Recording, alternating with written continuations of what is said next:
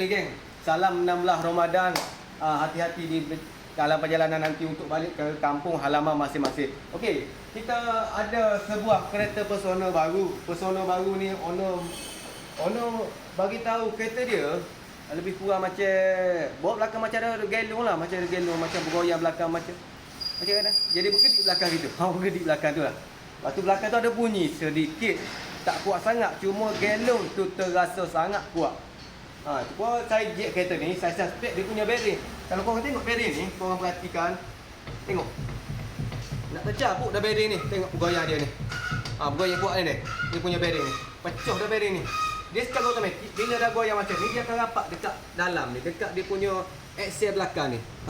Dia akan rapat. Wajib akan rapat. Bila dah goyang, kereta pun kita bawa, kita tekan minyak. Dia secara automatik, dia tayar tu pusing sebenarnya. Berpusing.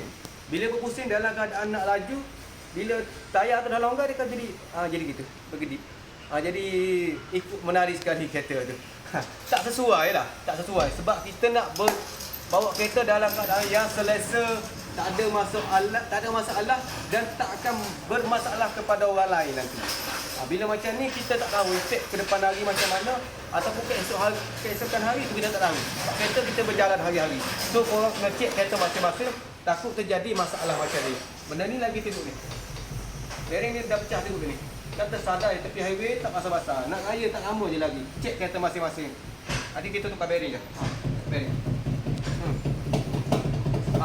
Tu kau dengar tup dia rapat dengan isi dalam tu. Kuat. Cabut ni naya ni. Bawa anak bini tak ke pasar-pasar.